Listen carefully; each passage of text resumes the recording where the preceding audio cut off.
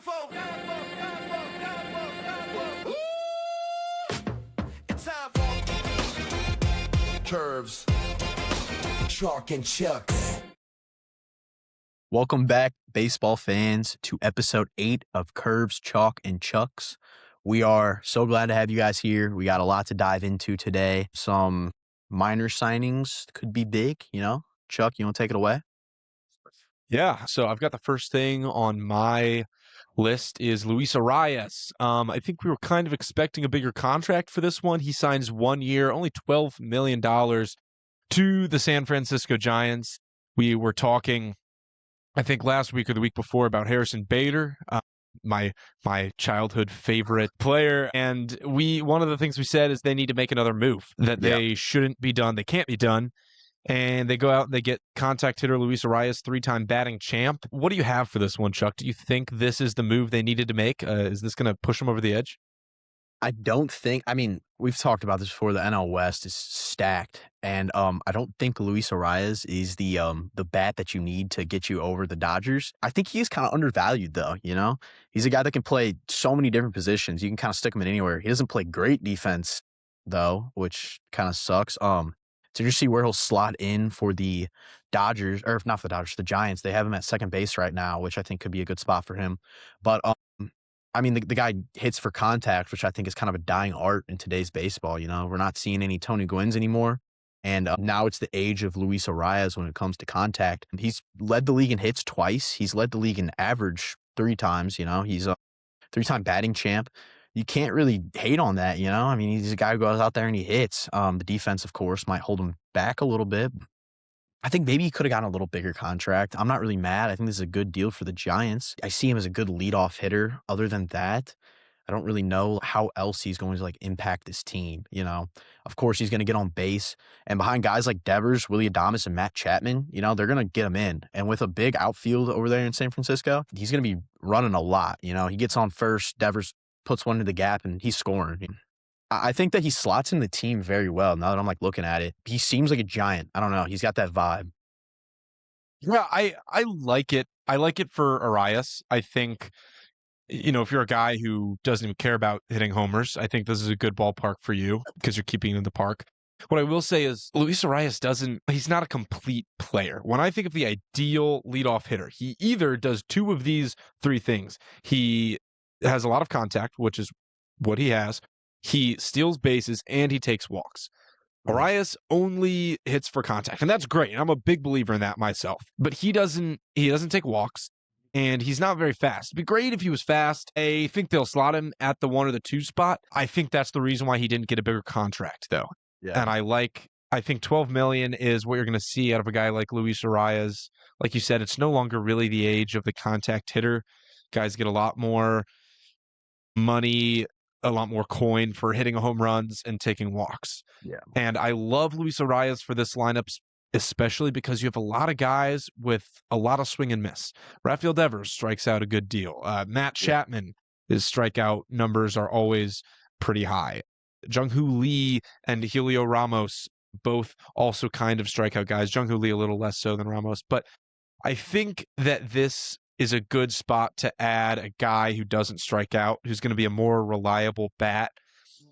They're kind of Yankees-esque in that nature, I think, because home runs sell tickets. And so they sign guys that can hit home runs. You know, Willie Adames had 30 jacks last year. Matt Chapman, known home run hitter. Ramos has got some power as well. And of course, Devers. And so I like Luis Arraez at the top of this order or in the 2 spot. I wish he had speed, and I wish he took walks. But with that being said, I think it's a good signing for the Giants. I'm not saying they're going to be world beaters. I'm not saying Luis Arraez is a world beater. I think he is a good player, but great would be a stretch. You know what I'm saying? Yeah. No, for sure. I agree. We're talking a little money ball here, you know. This guy gets on base, which, you know, I feel like people just aren't really talking about the fact that he does get on base at a pretty good rate. Does he get on base a little bit more? Does he gets on base? I was under the impression that he didn't take walks, but if I'm wrong, then all power to him. I mean, he kind of walks. I'm not going to say that he's like a Juan Soto level where he takes a bunch of walks, but he has a 363 OBP career, which I'm sure obviously is hits, the amount of times that guy gets a base hit is ridiculous. That for sure factors in. But last year you saw a little bit of a dip with a 327 OBP. But I don't know. I just like him behind guys or in front of guys like Devers and Adames and Chapman who are going to put into a gap. I think he's going to score a lot of runs this year, and runs win baseball games at the end of the day. Um, yeah, I see him scoring a lot. And who knows? Like with that outfield again, I'm kind of going back on that alley out there. I could see him maybe getting a lot more doubles this year. Maybe getting that slugging up a little bit. Not really saying a whole lot because he could probably hit 3 more doubles and raise it so much. But I don't know. I like him a lot on this team, and I think that a 1-year contract, like you really can't hate it. Um, I don't think the Giants this is gonna change their team and magically they're gonna be at the top of the NL West, but like, you can't hate it. He's a good ball player. And I think people don't really there's been a little bit of hate I've seen recently. Like people kind of discount his skill set. And I think we need to acknowledge like what he does. Guy gets on base, guy hits for average. Um, can't really hate it. Yeah, so I'm looking at his stats right now. His walk rates have really dipped. He used Yeah. to walk in his rookie year, his first 3 years, he walked 9.8% of the time, 6.6, 9% of the time, and then 8.3 his fourth year. 2 years ago, it was in 2024, it was 3.1% walk rate, basically. Well, 3.1 Yeah. when he was with the Padres, 7.4 when he was with the Marlins. So his walk rate has gone down, and then it was Yeah. 3.1 again last year. So it's trending down, but he's shown us the kind of guy he can be, and a 5% walk rate is decent. So Mhm. recently, he hasn't been the kind of player that he was earlier in his career. I Yeah. think if he returns to the form that he was earlier in his career when he put up these 3 and 4 WAR seasons, I think we could see a return to that. And I would be very happy if I'm a Giants fan of having that version of Luis Arraez in my leadoff spot. But his walk rate isn't horrible. 3% isn't horrible, especially if your batting average is hovering around 300. So yeah, I like him there. I agree definitely with what you said. I think there's a long alley there for him to leg out some doubles. He's not a triples kind of hitter, but I could see him hitting a lot of doubles because he just puts the bat on the ball, and he's gotten a lot of little bloop singles, a lot of weak contact before. But I think that the move to Oracle Park would do a lot of good for him. Yeah. I mean, he's gonna be 28 or 29 next year, so he's still fairly young. I wonder if a change in philosophy, maybe, because you mentioned when he got to the Padres, he saw his walks going down. So I wonder if like maybe they Mhm. told him, start swinging more. We know you can make contact. He starts swinging more and walking less.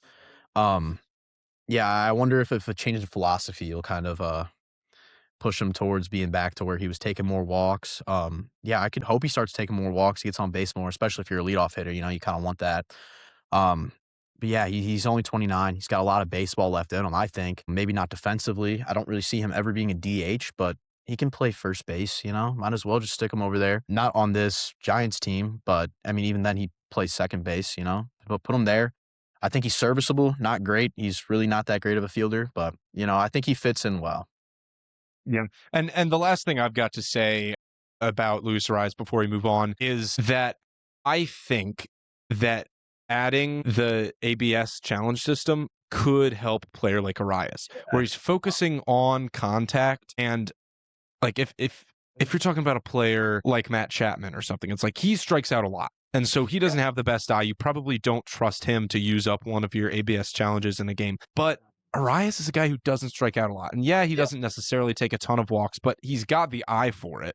And so maybe the ABS challenge system can help him. I don't think it'll do a ton to bring his numbers up, but it may bring his walk rate up from 3.1% to 5%, which is from poor to serviceable. And like Yeah. you said, maybe, as soon as he went to the Padres, his walk rate suffered. So maybe a change of scenery, a change of philosophy, a change of coaching staff can help with that as well.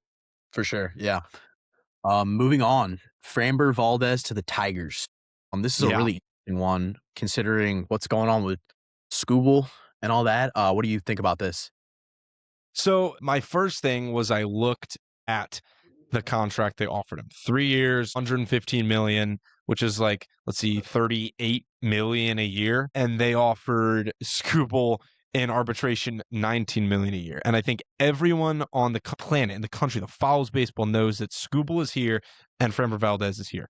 I'm not discounting Framber Valdez as a pitcher. I think his abilities, I think his stats speak for themselves. I don't like that he tried to cross up his catcher when he got pissed off. And so I think he might have commanded a bigger contract if that hadn't happened, honestly. Like, I wonder, what that incident cost him financially. But then, moving to what this means to the Tigers, like, this is probably one of the biggest moves we've seen from them in the Tarik Skubal era. And when you get a player like Tarik Skubal, he wasn't touted as a super high prospect. He just kind of came out of the woodwork. And when you get a player like that, it's like you kind of owe it to him and you owe it to the fans to compete. You owe it to him to build around him. He's like Shohei Ohtani when the Angels had him in the last year. It's like you have to do something.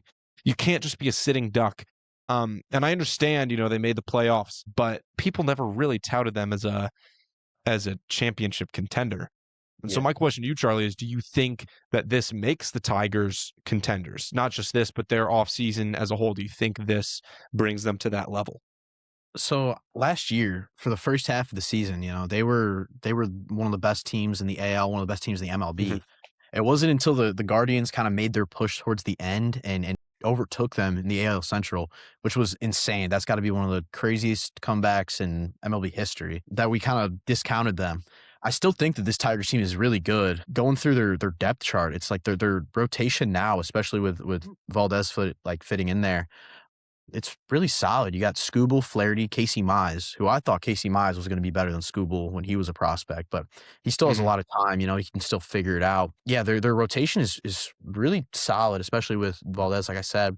The only issue is his kind of attitude, Like you mentioned earlier, him crossing up his catcher. I really do think that hurt his contracts. I think that hurt his opportunity to make more money, which it's kind of on him, if you're going to be doing something like that, you kind of deserve to not make as much money. But the Tigers, Dylan Dingler, that's a guy that a lot of people didn't even have on their radar and came through and became great. He was a big part of that team that took them decently far. Spencer Torkelson, he's a former top prospect. I could see him still making an impact. There's still a lot of time on him.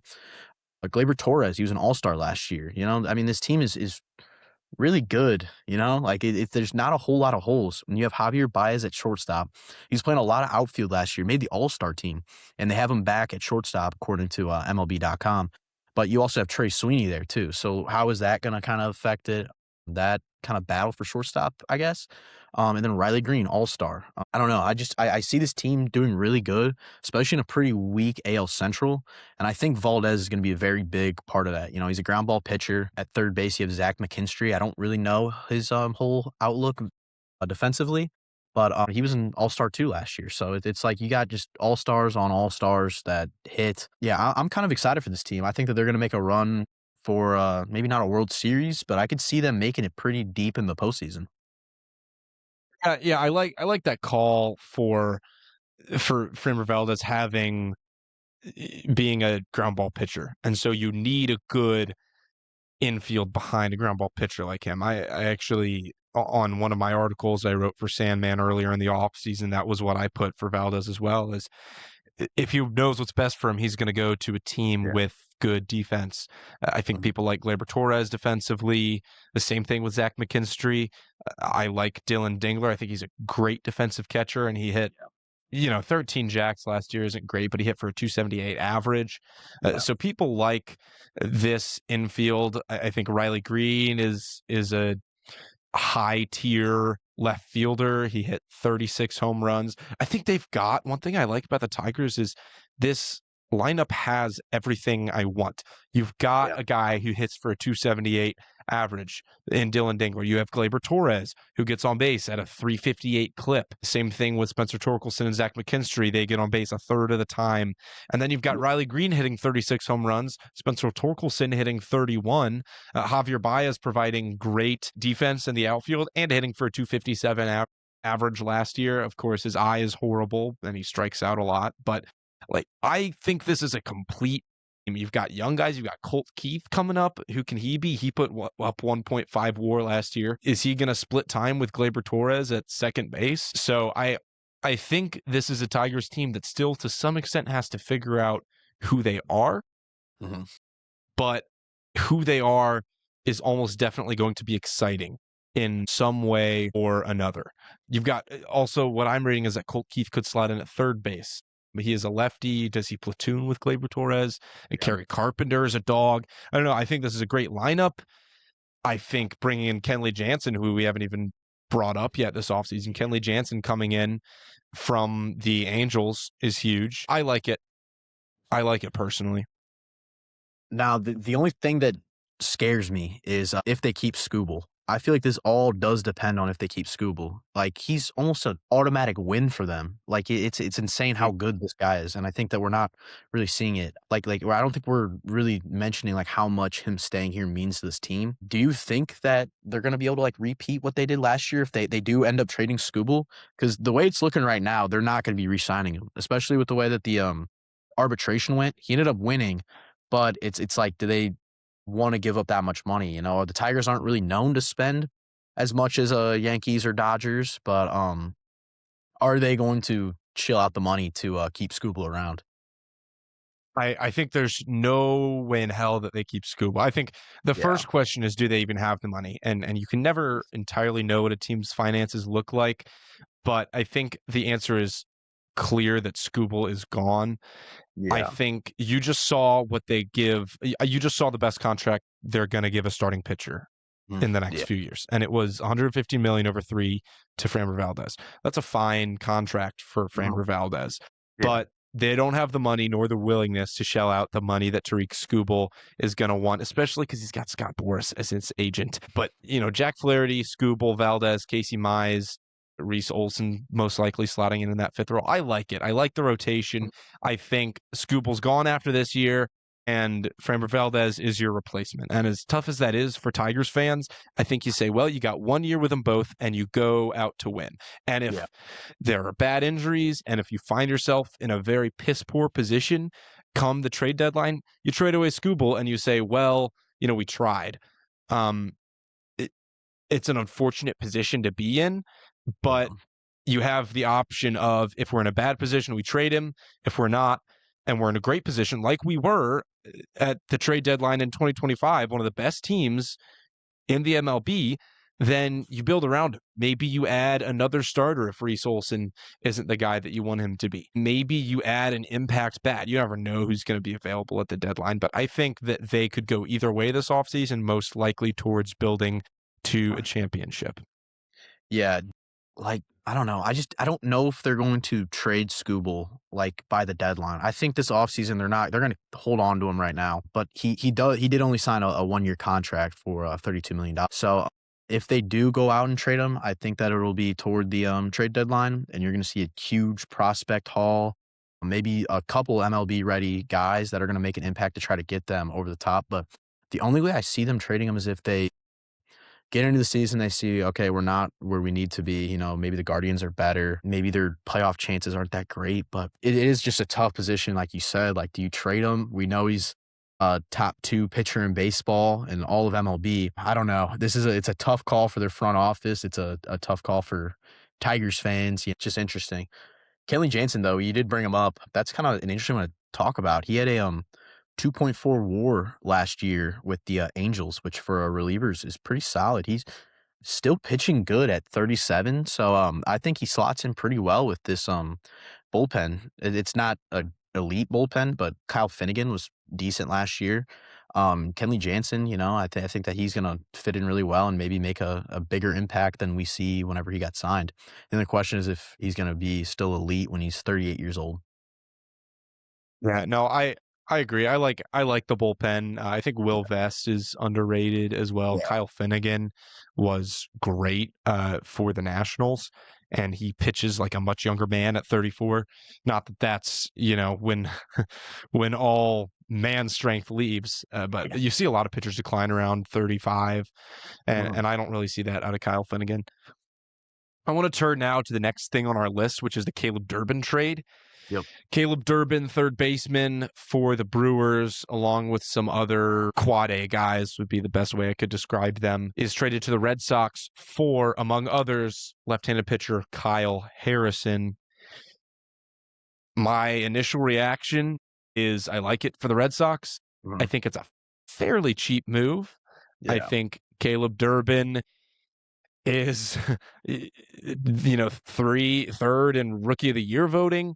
I think he's crafty. I like it for the Red Sox. If you're going to miss out on Bregman and you're going to miss out on Bichette, which I think was better for them, I think Caleb Durbin is a great thing to get a compensation pick.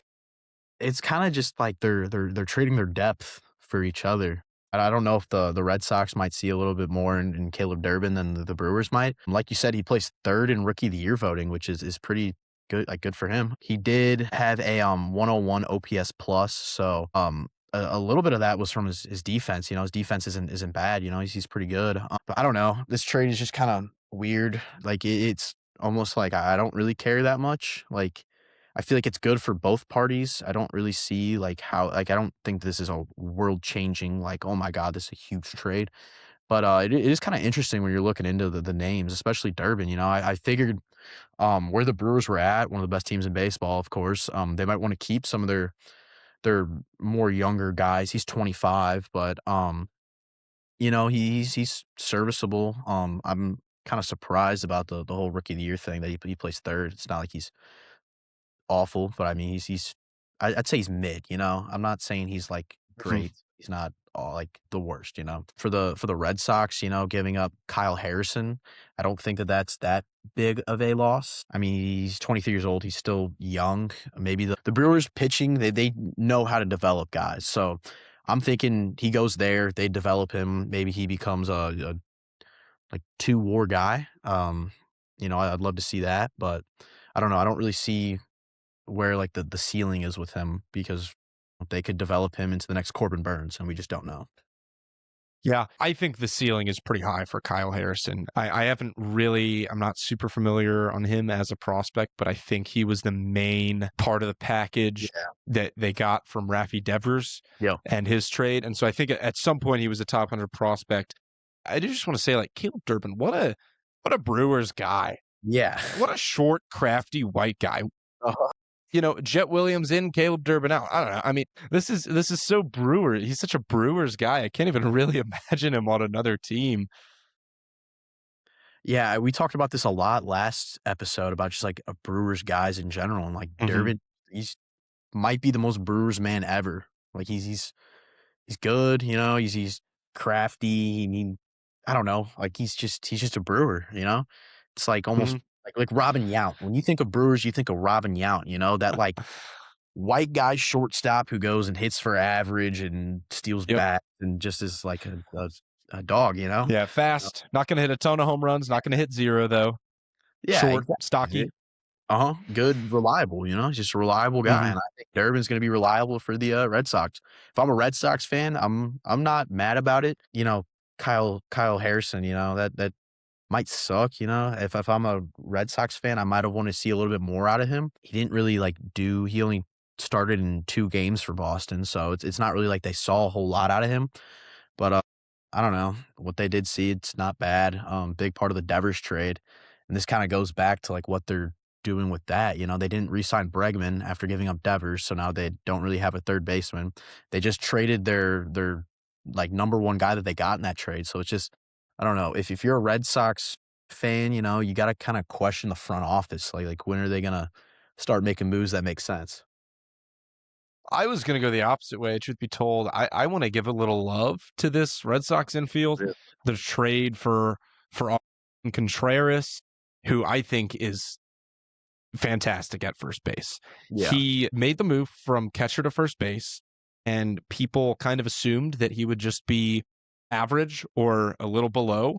He was one of the top 10 defensive first basemen in the league. He's good. And he's only going to get better because this will be his second year playing the position. He's only going to get better with experience. You've got Trevor Story at shortstop, who I think hit like 30 something home runs. Yeah. You could check me on that, but you've got, let's see, Caleb Durbin slotted in at third base. You could also see Marcelo Meyer. Perhaps they're going to kind of switch off at third and second. Obviously, Trevor Story at short.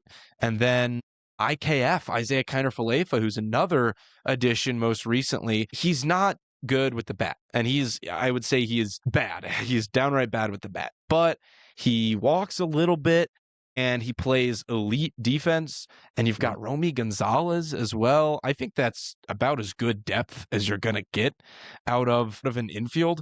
And these guys can all move around as well. Marcelo Meyer, the projection I'm looking at has him at third base, and Caleb Durbin, who can play third, second, and short. He only played about half of his minor league career at third base, and the other half was split between shortstop and second. So I think I could see them move around as well. And then the other thing that I was going to bring up is, what about Tristan Casas? First round pick, and people are saying that he could possibly be traded. He was injured this past season for a while, but Wilson Contreras is at first base. So do you have him slotted in at DH? Can he play a little second base? I think so. And so I really like their infield depth. I like what they've got going on. I think the outfield is proven. You've got Roman Anthony, who just landed a big contract midseason, Willie Abreu, and then Ceddanne Rafaela, who is one of the better defensive center fielders in the game. So I like it. I like this lineup up and down, especially following this Durbin trade. I just think it's a big, like, what if team, you know? You gotta rely on a lot of these prospects breaking out. You need to rely on Story not getting injured. He hasn't played his last year was his first full season since, what, 2021? If you even wanna count that, he only played 142 games then. Um, I don't know, you just gotta really, like, it's a lot of what ifs, you know? Like, what if Wilson Contreras still hits like he does and plays good defense? Or what if Jarren Duran is that 8 WAR guy that we saw 2 seasons ago? Or he could be back to that more probably where he's at, 4.7 WAR. I do like the depth that they have. Casas, when you're bringing up him, it's pretty interesting. Like, I almost, like, forgot about him, but, like, he was pretty good first round pick, like you said. I wonder what a package for him would look like, you know? He had a couple pretty good seasons if we're looking back on it. Yeah, I mean, he's not the best, you know, placed third in Rookie of the Year voting in 2023, but he's definitely not the worst. I don't know where he fits in with this team, especially after getting Contreras. And then the way Fangraphs has it is that Jarren Duran will be DHing, which I kind of like, but he's such a good defender in center field. He put up 2.5 defensive WAR 2 years ago in 2024. So it's like, I don't know. He regressed a little bit last year. I'd like to see him out in the field. I think that you've got more options to DH, but I mean, their depth is just really good. I just don't think that this move or any of the moves that they've made or any of their depth is going to save them from the Yankees or the Blue Jays. I think that the AL East is kind of theirs to take. Maybe we'll see something. Roman Anthony, of course, like, he's a top prospect, was a top prospect. Same with Marcelo Meyer. If we see them really break out, then, you know, the sky's the limit for this team. They could be dangerous. I like that take. It almost feels like the Red Sox are a boat that's held together by a speedboat that's held together by duct tape, and that anything could go wrong at any time. I'm going to move down my list here as long as you don't have anything else to say. The White Sox add Eric Fetty, which, go White Sox, I guess. I mean, we're both Cardinals fans. We both saw what he did. I wouldn't give that man $1 of my money. No, but as a number 5 starter, he's not horrible. He was kind of being relied on as a number 2 or 3 guy for the Cardinals. No, yeah, I mean, the whole Fetty situation, you know, we're familiar with that. Guy was abysmal last year, you know. It was hard to watch almost. The White Sox, though, you don't have anything to lose. Like, go ahead and get him, you know. He pitched well for you guys. Like, who says he won't do it again? I personally don't really see it, but you know, maybe this is like a mastermind trade, and the White Sox are gonna, like, get something out of him that they clearly got out of him in 2024 when they got him from the Korean League. I don't think that this is like a great signing, but again, it's not bad, you know. White Sox, they we know where they're at. I don't see them making any run for the AL Central. But I mean, Eric Fetty, good for him for getting his contract. But that's about it. There's not really too many thoughts on this one. Yeah, good for him for still getting to play the game that we all love. I hell no, I'd do it. I'd love to do that. But Yeah, he's a little old. Is not going to make much of an impact. And actually, that kind of rings true for the next guy I've got on my list is Nick Martinez to the Rays, who was as consistent as you can really get for a starter for the Reds for forever. But in 2025, his year 35 season, he kind of trailed off pitching to, I think I had it up somewhere, but pitching to about a 4.5 WAR.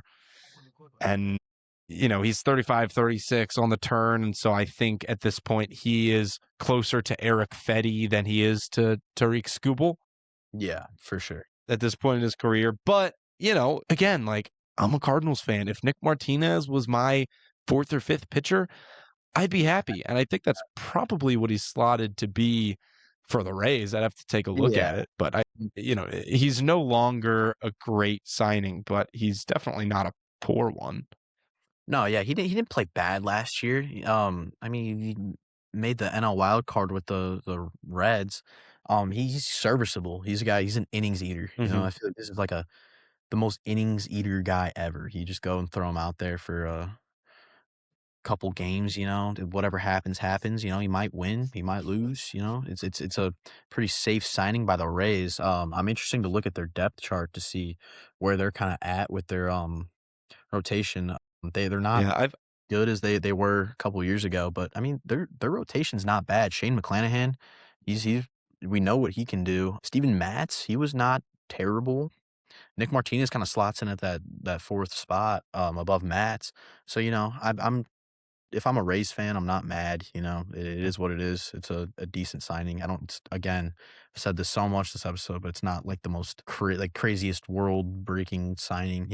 I feel like that's kind of where we are in this offseason. We're seeing these Nick Martinez's and these Eric Fetty's getting signed that don't really make too much of an impact, but like you still kind of got to bring them up. Yeah, teams have definitely realized like, oh shit, we need two more starters. And so you're going to see a lot of these signings that you don't want to spend too much time talking or thinking about because it's just not worth the breath. With that being said, a whole nother really unimportant signing, but fun. Marcell Ozuna to the Pirates, and bonus points, Andrew McCutchen is pissed off. More about that. Ozuna clearly to fill the DH role that McCutchen filled before. Yeah. Who I believe his contract is up, but the understanding was, obviously we're going to sign him for another year until he says he's going to stop playing because he's a statue guy for the Pirates. My personal opinion is that if they were going to make a move, I don't know if this is it. I mean, how much does Marcell Ozuna realistically have left in the tank? I think you're kind of underselling Ozuna's value. Last year he wasn't great. I mean, he was fine. He had a 113 OPS plus, put up a 1.6 WAR. He's fine. You can't be mad about getting his bat, especially if you're a Pirates fan. Again, like they're pretty low in the NL Central rankings, so might as well go spend some money. McCutchen, that's where it gets really interesting. I don't know if you saw it today, but on his X, he changed his profile picture from a profile of him in a Pirates uniform to just like nothing at all, which, maybe I'm looking too deep into that, but I feel like that says something. Like, I feel like that's kind of like a telling sign that like, I don't know, he wants to be a Pirate. I think he still has maybe another year. He was fine last year. He's not terrible. Maybe he's got a little bit more baseball left. He's old, but if I'm a Pirate, if I'm Pirates front office, I want this guy for his experience, that veteran presence and a pretty young team. And replacing him with Marcell Ozuna, I don't think I want to get my advice from Marcell Ozuna, who's had a couple run-ins with the law, but I would want my advice from Andrew McCutchen, who was an MVP like over 10 years ago. I think that's a great take, honestly. I mean, Andrew McCutchen is definitely the guy you want as a leader in the clubhouse, and Marcell Ozuna is about as far the opposite way as you could be. But the numbers do speak for themselves. McCutchen put up a 95 OPS plus last year.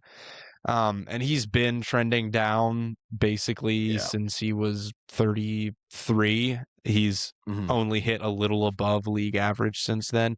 And Marcell Ozuna hit 39 bombs as recently as 2024. And yeah, he had a bit of a down year last year, played in only 145 games. So basically a full season for him. But in 2023 he hit 40 bombs. In 2024 he hit 39. So maybe I'm gonna walk back my previous statement a little bit. Maybe this is the guy that you need if you're the Pirates. And Yeah. you just don't want him to be a clubhouse cancer, but man, you can't deny his bat, especially when the Pirates need bats. I mean, the one thing, if the Pirates have anything for sure, it's a rotation. And Yeah. if there's something they don't have, it's a lineup. And I really kind of like a guy that can hit home runs in this lineup. Mhm. I kind of see him, Ozuna, as a Nelson Cruz type. I think that we could see him for a while Mm. still. He had 20 home runs, 21 home runs last year. So it's like he still has some power in the tank. He's no longer Ozuna from the Braves, and he's Ozuna from the Pirates now. But I think, slotting him in there at that ballpark, I think he could be due for another 20 home run season, which is pretty good. You can't hate 20 home runs out of a DH. Of course, he's not playing the field. Us as Cardinal fans know that a little too well. If you all recall that play in left field, jumping off the wall on a ball that landed 10 feet in front. But he's a DH. He's a Nelson Cruz. Maybe not as good, but Nelson Cruz played till he's 42. So it's like I could see him playing for a lot longer. He's only 30. He's gonna be 35, so he's getting a little older. But he's still got some baseball in his tank, I think. And I do just want to give a little bit of love, not too much love because it doesn't deserve that much love, but a little bit of love to the roster that the Pirates have created. I'm looking at Fangraphs potential lineups. Spencer Horwitz at first base, who still is kind of prospecty. He's 28, and so you see a lot of guys break out in their 28, 29 season. I'm not saying that's necessarily going to happen, but Brandon Lau at second base, Brian Reynolds, who's a known quantity in the corner outfield, Ryan O'Hearn, who's an addition over the offseason, a signee who can hit some home runs, then Marcell Ozuna in the 5-hole at DH.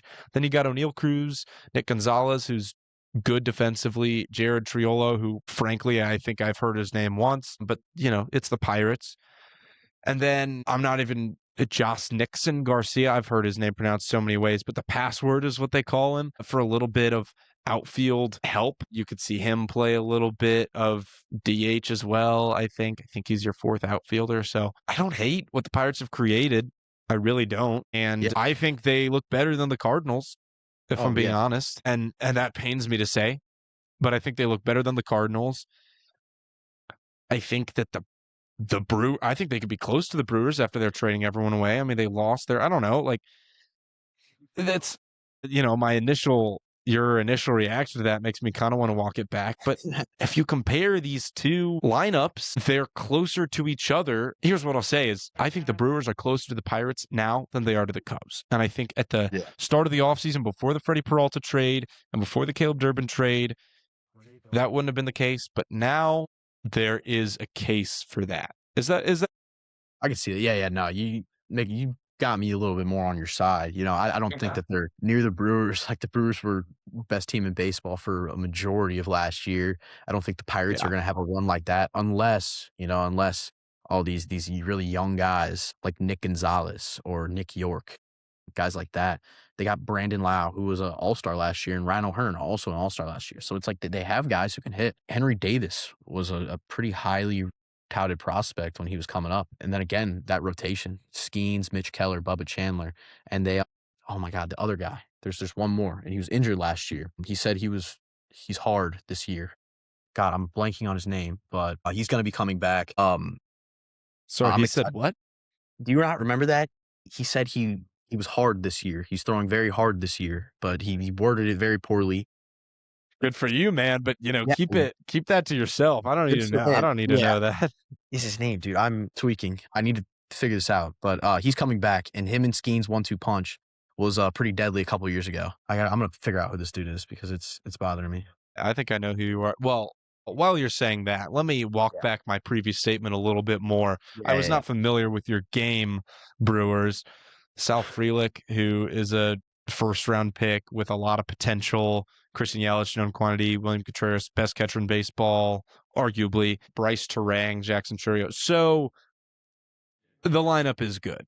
That being said, I mean, the Cubs are much better than them, in my opinion. And the Pirates, we'll see what they can do with Ryan O'Hearn and Marcell Ozuna. They probably would need another move to really fit the bill of what I had just said, is that they're closer to the Brewers than the Brewers are to the Cubs. But like, if you replace Nick Gonzalez with Connor Griffin, or if Nick Gonzalez and Jared Triolo take a step up each, there's no reason that can't be true. Yeah, no, they have one of the best farm systems in all of baseball. They have 5 guys in the top 100, not as much as the Cardinals, of course, but Connor Griffin, like, people are saying that this is going to be like this is almost a Mike Trout level prospect, which time will tell, of course. But then you also have Bubba Chandler, and then Jared Jones is who I was thinking of. Is that the guy you were thinking of? Yeah, I saw it at the same time. So he's coming back hard, baby. Coming back hard. He's really hard right now, he says. Good for him. Good for him. Maybe not the way I would have worded it if I was throwing pretty hard, but I think him and Skeens 1-2 punch, especially with Bubba Chandler that you now have got a little bit of experience last year. I think that don't forget about Mitch Keller. And Mitch Keller, Mitch Keller. I think he's pretty undervalued overall. And Braxton Ashcraft, you can't forget about him anchoring it. But no, I think that what the Pirates are building is pretty good, and they need a little bit of veteran presence. And I personally think that Andrew McCutchen is a pretty good veteran presence, better than Marcell Ozuna, and he could like kind of whip these younger guys into shape, get them playing to his caliber, what he once was. He's not there anymore, but he still was an MVP who put up a 7.8 WAR season. I think that the Pirates are going to be in a good spot. Maybe not this year. Of course, better than the Cardinals. I could, maybe better than the Brewers. Who knows? But again, kind of with the Red Sox, it's a big question. Like, what if this guy breaks out? What if he plays to where he needs to be? I could see it. I could really see a lot of these guys like really breaking out this year. Yeah, the Pirates could use a little bit of that Brewers development gene. The last thing I'll say about this before we move on is maybe, what the Pirates need is some of that Marcell Ozuna pimp-esque mentorship. Yeah. Maybe McCutchen isn't cool enough. I don't know. Maybe that's what'll put him over the edge. Yeah, I mean, the big neon arm sleeve and the chains and all that, he's got that swagger. Maybe he's going to get he does. Guys, because let's face it, Skeens has no swag. I mean, he's got aura, but Skeens has no swag. He's got, he's a guy who throws 120 miles an hour and has the craziest, nastiest stuff in baseball. But like, what swag does he have? Skeens with like a big Cuban link and like just some crazy drip. I need him yelling at guys when he strikes them out. That would probably make him like one of the greatest pitchers ever. I'd mark it down now that he's the greatest pitcher in MLB history if he starts talking his stuff, gets a chain on. Well, he really ought to learn Spanish as well. I think if Tariq Skubal and Paul Skeens learned Spanish and wore massive chains, they would clearly run the MLB for the next 10 years. Yeah. Let's talk a little World Baseball Classic, Chuck. I've got it pulled up here. So what I want from you, and I'm going to give it 2, is there is clearly, and this is set up this way, in each pool there's usually a clear top team. Yeah. And so I want out of those top teams, U.S., Dominican Republic, Japan, etc., I want your one pick from them to win it all. And then from the other teams, I want a wild card, a team that you wouldn't expect to be great, but could have a chance to do something fun and special. Because those are the exciting games. I want to see some Dutch guy, go up against a street vendor from Mexico, and I want to see that at bat because there's a few guys, especially on some of these European teams, that are amateurs. I saw a Yeah. breakdown. Some of those guys are amateurs. They don't even play in professional leagues. So who's your pick to win it all? Your serious pick? At the end of the day, when everything's said and done and I go to bed at the end of the night, I go to bed an American man.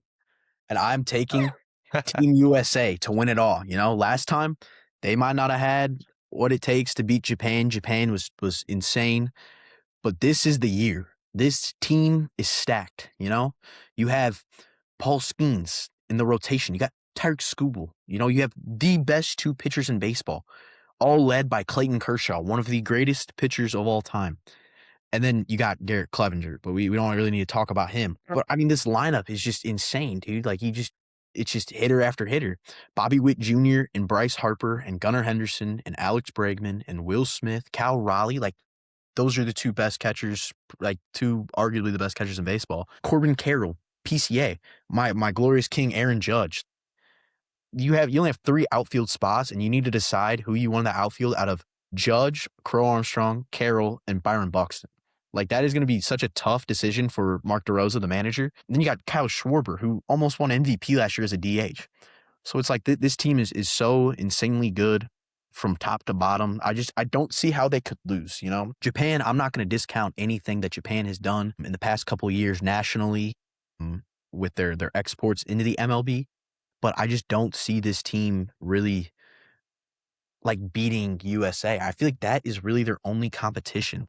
Of course, Puerto Rico is decent, but I mean, we're going to get into that. There's been some insurance issues and drug related issues. I don't really see any other team really being as good as USA. And maybe I just don't know enough about NPB Japan League Baseball. You know, maybe these guys are like, I'm looking at like the Barry Bonds of Japan and I just don't even know it. But I mean, I don't know. I know these guys on the Team USA roster, and these guys are legit. So they're going all the way.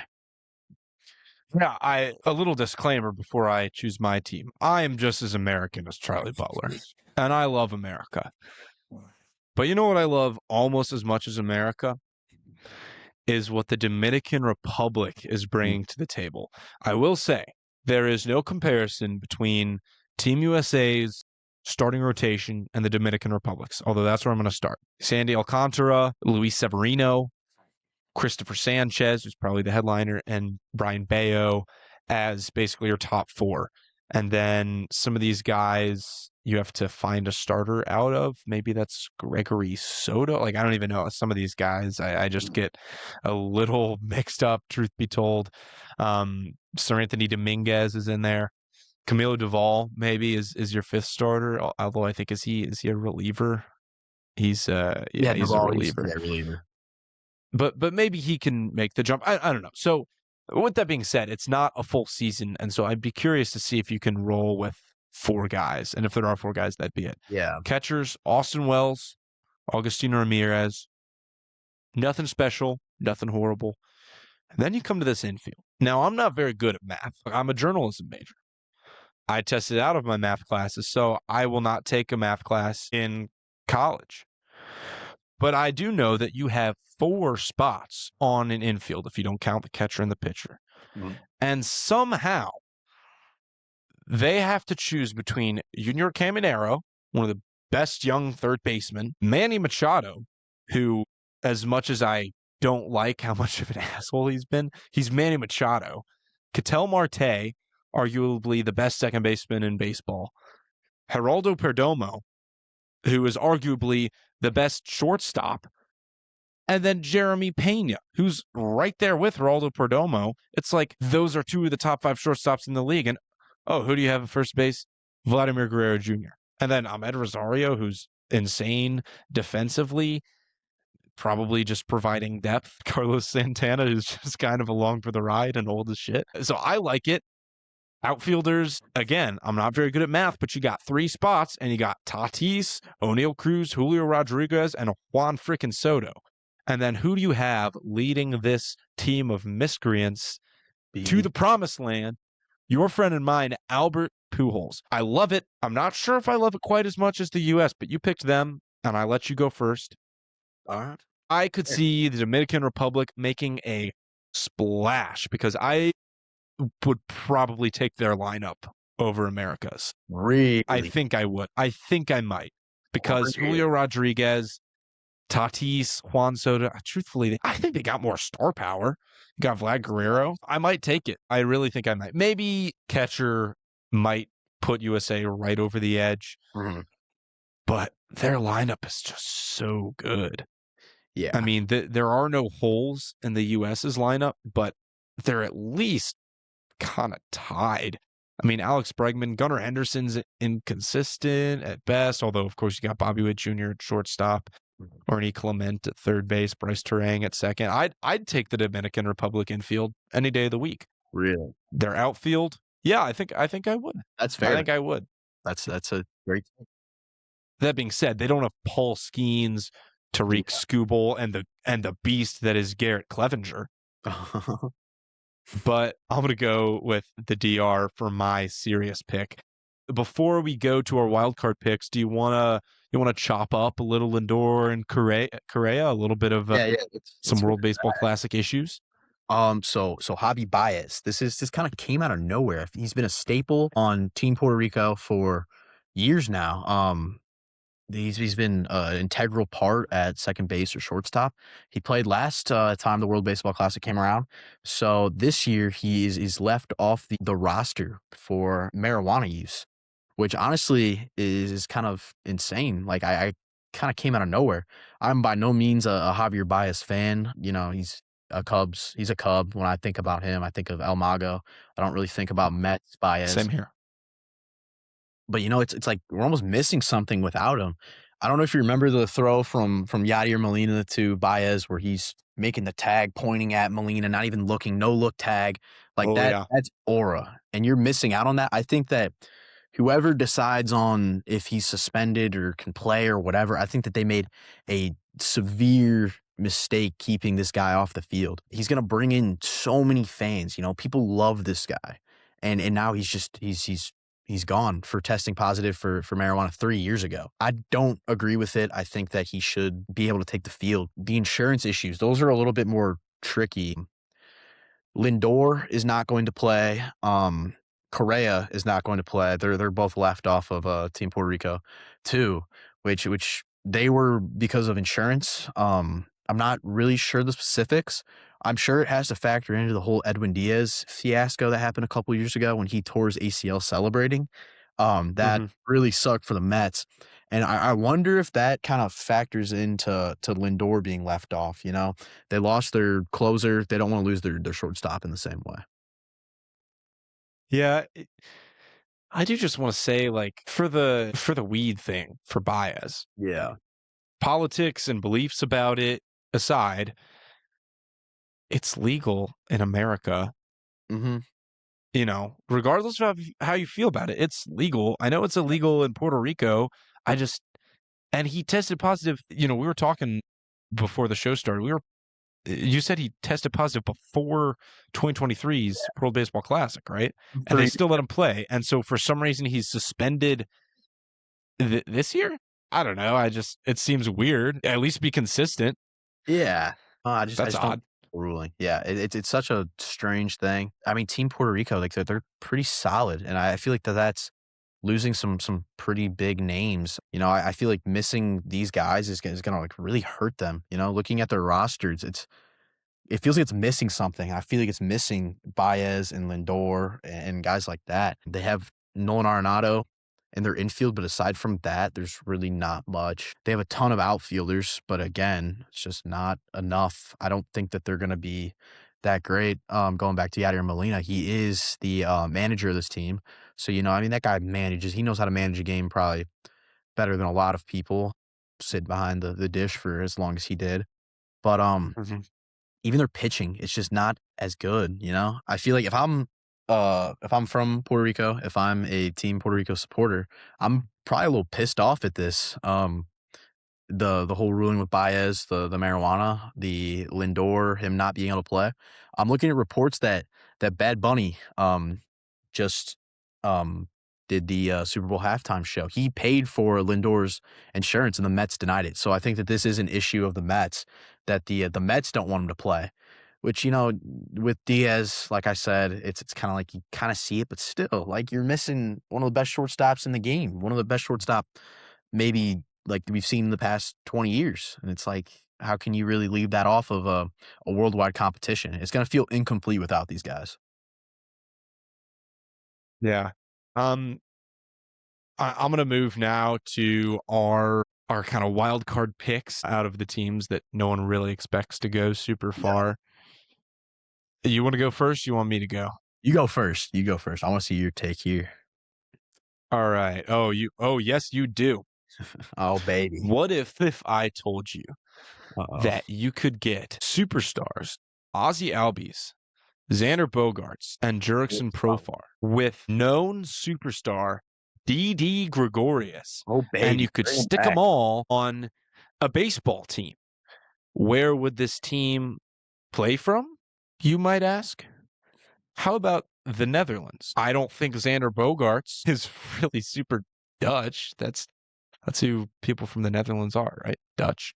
Yeah, He's from Aruba, yeah, which is but a cool fun fact. owned by that's like a Netherlands like territory. Same with Curacao. That's where a lot of these guys are coming from. Exactly. And so the parentage, or maybe that's where maybe that counts as Netherlands territory. But I think it's cool because you're not Yeah. seeing this out of Great Britain.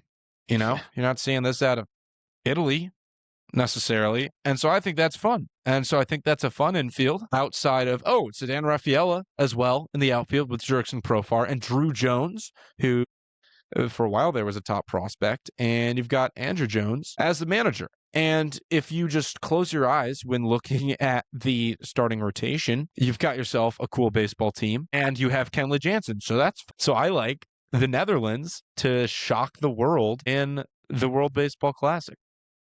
I don't hate that pick. I think that people kind of like overlook Curacao as like a baseball country or baseball Mhm. territory, I guess. I'm not really familiar. If they're an island, Whatever. I Yeah. could be wrong. I think they're in the Caribbean. An island country. Yes, I should have Yeah. known that. I didn't. Uh-huh. I didn't have to look it up. But Same like thing with Aruba, I believe. Andrew Jones, recent Hall of Fame inductee, will be inducted in the summer, managing this team. Mhm. He's managing his son, Drew Jones, who I feel like we have not heard a whole lot about since he got drafted. But like this team is pretty solid, You can't hate it. It's gonna be fun, I'm a big believer in baseball is fun, and I feel like this team embodies that fact. Especially with, Didi Gregorius, Xander Bogaerts, Ozzy Albies. Those are some fun baseball players. Like they seem like they love the game. Who can forget Chadwick Trump, dog? I think that kind of like what you said, their rotation is going to be their downfall. But I feel like they could make a run at it. That roster's not bad. And Yeah. I don't hate it. I don't really hate anything I about got it. I got a question for you, Chuck. Yep. When was the last year Didi Gregorius put up a positive WAR in the League of Major League Baseball in the MLB? When was the last year? He retired in 2022. All right. 2019. How dare you? Did I So 1 get year off. oh, In 2020, he put up 1.1 WAR in the shortened season. In 2019, he put up 0.4 WAR. But he's got to be a Hall of Pretty Gooder, right? Yeah, I mean, say he's so. got to be on his way. In his prime, he was around a 3 WAR player. And then once he turned 30, his prime ended. Yeah. But that's fun. I like a little Didi Gregorius on the Netherlands team. All right, who's your pick for a wild card team? Shoot. Like, I want to say Venezuela, but like, I don't think that they're a wild card team. I don't think you can consider them even a wild card team. Like, they're Mhm. kind of a superpower in this. Still, you know what? I think I'm ready to make my pick. I want Team Mexico. Team Mexico is looking not too bad whenever you really dive deep into this roster. Mhm. Their pitching could be better than a lot of other countries. Taj Bradley, Javier Assad, Andres Munoz, one of the best closers in all of baseball last year. Jose Urquidy and Taiwan Walker. Those are some not big names, but like they're some names. Like you get them out there and you recognize that. And then catchers, you got Alejandro Kirk. That guy's a dog. He took his team to the World Series last year. Maybe not leading them, but he played catcher for a World Series team. Jonathan Aranda broke out last year. Nick Gonzalez, young, who knows what he can do. Rowdy Tellez. This guy hits baseballs hard and far. He's a big boy. I love me some Rowdy Tellez. I'm so excited to see this guy play again. 6'4", 270 pounds of straight muscle, of just hitting baseballs 120 miles an hour. And then their outfield. This outfield is pretty legit. Randy Rosarena, Jaron Duran, and Alec Thomas. That's a pretty good outfield. They have two other guys, Julian Ornelas and Alejandro Osuna, but I don't think that they're going to be the starters. If I had to guess, I'd say Jaron Duran, Rosarena, and Alec Thomas are going to be the starters. But I feel like this team is better than most of what we're seeing. They're better than Australia, Brazil. I don't know about Brazil. I haven't really looked into them, but better than Great Britain, Israel, Italy. I feel like that they're kind of overlooked whenever we're getting to the World Baseball Classic, and they always have some fun. I don't know if you remember during the last one, but Randy Rosarena, he was born in Cuba, but when he was defecting from Cuba, he went to Mexico first, and he got citizenship and was Mexico loves him now because of that. Playing, yeah, if I remember correctly, they embraced him playing there. So good for him. I like this Mexico team. I want them to do good. They're not beating the U.S. They're not beating Japan. They're not beating Venezuela, if we're being honest. But I like fun baseball, and this is a team of fun baseball players. Yeah. The last thing I'll say before we kind of wrap this up is Mexico is in the same pool as the U.S., but there are two people from each pool that advance to the quarterfinals. Yeah. And so why can't that be Mexico? Yeah. I think they're probably better than Italy, Great Britain, and Brazil. I think Alejandro, I don't know if you quite did Alejandro Kirk justice. I think Alejandro Kirk is amazing. Jose Urquidy, pronounce his name for me again? Urquidy, Urquidy, right. Perfect. Who we didn't go over, but he also recently signed to the Pirates. He didn't quite make the cut. I'm sure he'll be super broken up about that. He'll be texting us just so pissed. Taj Bradley, so they've got themselves a little bit of a starting rotation. Yeah. The Netherlands is for sure going to be a little envious of their starting rotation and their at least the bottom half or the back half of their. And then, I think Jonathan Aranda, give him some love. Rowdy Tellez, who I can't help but laugh. And then the outfield is for real. So, I like that pick, Chuck. I think we'll talk a little more World Baseball Classic in the coming weeks. I think next week we'll also see the continuance of our random athlete day. We kind of did a little Barry Bonds last week, and I think we'll do a little Bo Jackson, a little bit of Deion Sanders action next week. But thank you everyone for tuning in. As we're about an hour into this podcast, we're going to hang it up. But thank you everyone so much. Huge thanks to our editor, Brooke. Huge thanks to Eric, everyone at the Sandman team. They do a great job. Follow us on all our socials, Sandman Sports on Instagram, Facebook, LinkedIn, which I recently got on the Sandman LinkedIn, which is huge for me. We'll see everyone. Thank you guys.